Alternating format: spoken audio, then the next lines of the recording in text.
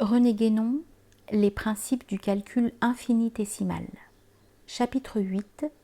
Division à l'infini ou divisibilité indéfinie. Pour Leibniz, la matière est non seulement divisible, mais sous-divisée actuellement sans fin dans toutes ses parties. Chaque partie en partie, dont chacune a quelques mouvements propres.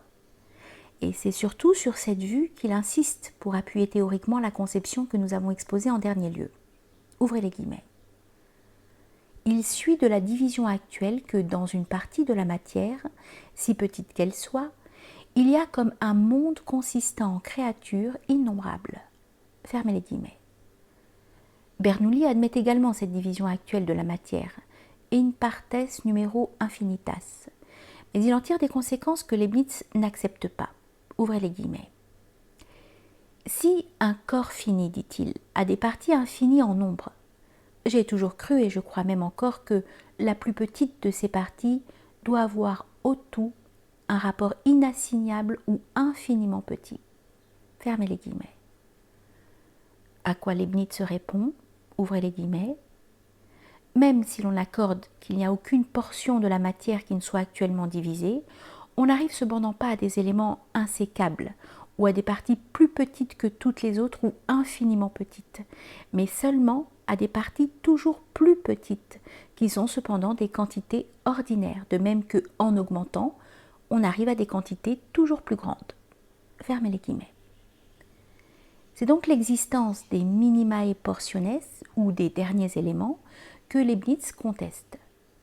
Au contraire, pour Bernoulli, il semble clair que la division actuelle implique l'existence simultanée de tous les éléments.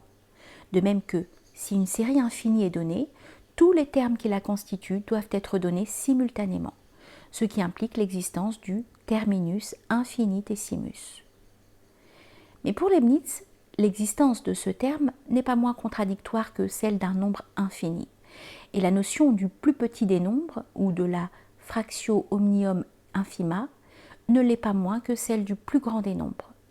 Ce qu'il considère comme l'infinité d'une série se caractérise par l'impossibilité de parvenir à un dernier terme. Et de même, la matière ne serait pas divisée à l'infini si cette division pouvait jamais s'achever et aboutir à des derniers éléments. Et ce n'est pas seulement que nous ne puissions pas parvenir en fait à ces derniers éléments, comme le concède Bernoulli, mais bien qu'ils ne doivent pas exister dans la nature. Il n'y a pas plus d'éléments corporels insécables ou d'atomes au sens propre du mot qu'il n'y a dans l'ordre numérique de fractions indivisibles et qui ne puissent donner naissance à des fractions toujours plus petites, ou qu'il n'y a dans l'ordre géométrique d'éléments linéaires qui ne puissent se partager en éléments plus petits. Au fond, le sens dans lequel Leibniz en tout ceci prend le mot infini est exactement celui où il parle, comme nous l'avons vu, d'une multitude infinie. Pour lui, dire d'une série quelconque, aussi bien que de la suite des nombres entiers, qu'elle est infinie, c'est dire non qu'elle doit aboutir à un terminus infinitesimus ou à un nombre infini, mais au contraire qu'elle ne doit pas avoir de dernier terme, parce que les termes qu'elle comprend sont plus quam numero designari possint, ou constituent une multitude qui surpasse tout nombre. De même, si l'on peut dire que la matière est divisée à l'infini, c'est parce que l'une quelconque de ces portions, si petite qu'elle soit, enveloppe toujours une telle multitude. En d'autres termes, la matière n'a pas de partes minimae ou d'éléments simples. Elle est essentiellement un composé. Ouvrez les guillemets. Il est vrai que les substances simples, c'est-à-dire qui ne sont pas des êtres par agrégation, sont véritablement indivisibles, mais elles sont immatérielles et ne sont que principes d'action. Fermez les guillemets. C'est dans le sens d'une multitude innombrable, qui est d'ailleurs le plus habituel chez Leibniz, que l'idée du soi-disant infini peut s'appliquer à la matière, à l'étendue géométrique, et en général au continu, envisagé sous le rapport de sa composition. Du reste, ce sens n'est pas propre exclusivement à l'infinitum continuum, il s'étend aussi à l'infinitum discretum, comme nous l'avons vu par exemple de la multitude de tous les nombres et par celui des séries infinies. C'est pourquoi Leibniz pouvait dire qu'une grandeur est infinie en ce qu'elle est inépuisable, ce qui fait qu'on peut toujours prendre une grandeur aussi petite qu'on veut. Et il demeure vrai par exemple que 2 est autant que 1 sur 1 plus 1 sur 2 plus 1 sur 4 plus 1 sur 8 plus 1 sur 16 plus 1 sur 32 plus etc. etc. Ce qui est une série infinie dans laquelle toutes les fractions dont les numérateurs sont 1 et les dominateurs de progression géométrique double sont comprises à la fois, quoiqu'on n'y emploie toujours que des nombres ordinaires et quoiqu'on n'y fasse point entrer aucune fraction infiniment petite ou dont le dénominateur soit un nombre infini. Fermez les guillemets. De plus, ce qui vient d'être dit permet de comprendre comment Leibniz, tout en affirmant que l'infini dans le sens où il l'entend n'est pas un tout, peut cependant appliquer cette idée au continu. Un ensemble continu, comme un corps quelconque, constitue bien un tout, et même ce que nous avons appelé plus haut un tout véritable, logiquement antérieur à ses parties et indépendant de celles-ci, mais il est évidemment toujours fini comme tel. Ce n'est donc pas sous le rapport du tout que Leibniz peut le dire infini, mais seulement sous le rapport des parties en lesquelles il est, ou peut être, divisé, et en tant que la multitude de ces parties surpasse effectivement tout nombre assignable. C'est là ce qu'on pourrait appeler une conception analytique de l'infini, due à ce que n'est en effet qu'analytiquement que la multitude dont il s'agit est inépuisable, ainsi que nous l'expliquerons plus loin. Si maintenant nous nous demandons ce que vaut l'idée de la division à l'infini, il faut reconnaître que, comme celle de la multitude infinie, elle contient une certaine part de vérité, encore que la façon dont elle est exprimée soit loin d'être à l'abri de toute critique. Tout d'abord, il va de soi que, d'après tout ce que nous avons exposé jusqu'ici, il ne peut aucunement être question de division à l'infini, mais seulement de division indéfinie. D'autre part, il faut appliquer cette idée non pas à la matière en général, ce qui n'a peut-être aucun sens, mais seulement au corps, ou à la matière corporelle si l'on tient à parler ici de matière, malgré l'extrême obscurité de cette notion et les multiples équivoques auxquels elle donne lieu. En effet, c'est à l'étendue et non à la matière, dans quelque acception qu'on l'entende, qu'appartient en propre la divisibilité. Et on ne pourrait confondre ici l'une et l'autre qu'à la condition d'adopter la conception cartésienne, qui fait consister essentiellement et uniquement la nature des corps dans l'étendue, conception que d'ailleurs Leibniz n'admettait pas non plus. Si donc tout corps est nécessairement divisible, c'est parce qu'il est étendu et non pas parce qu'il est matériel. Or, rappelons-le encore, l'étendue étant quelque chose de déterminé, ne peut pas être infinie. Et dès lors, elle ne peut évidemment impliquer aucune possibilité qui soit infinie plus qu'elle ne l'est elle-même. Mais comme la divisibilité est une qualité inhérente à la nature de l'étendue, sa limitation ne peut venir que de cette nature elle-même. Tant qu'il y a de l'étendue, cette étendue est toujours divisible, et ainsi on peut considérer la divisibilité comme réellement indéfinie, son indéfinité étant d'ailleurs conditionnée par celle de l'étendue. Par suite, l'étendue comme telle ne peut pas être composée d'éléments indivisibles, car ces éléments, pour être vraiment indivisibles, devraient être inétendus. Et une somme d'éléments inétendus ne peut jamais constituer une étendue, pas plus qu'une somme de zéros ne peut constituer un nombre. C'est pourquoi, ainsi que nous l'avons expliqué ailleurs, les points ne sont pas des éléments ou des parties d'une ligne, et les vrais éléments linéaires sont toujours des distances entre des points, qui en sont seulement les extrémités. C'est d'ailleurs ainsi que Leibniz lui-même envisageait les choses à cet égard, et ce qui fait précisément suivant lui la différence fondamentale entre sa méthode infinitésimale et la méthode des indivisibles de Cavalieri, c'est qu'il ne considère pas une ligne comme composée de points, ni une surface comme composée de lignes, ni un volume comme composé de surfaces. Points, lignes et surfaces ne sont ici que des limites ou des extrémités, non des éléments constitutifs. Il est évident en effet que des points multipliés par quelque quantité que ce soit ne pourraient jamais produire une longueur, puisqu'ils sont rigoureusement nuls sous le rapport de la longueur.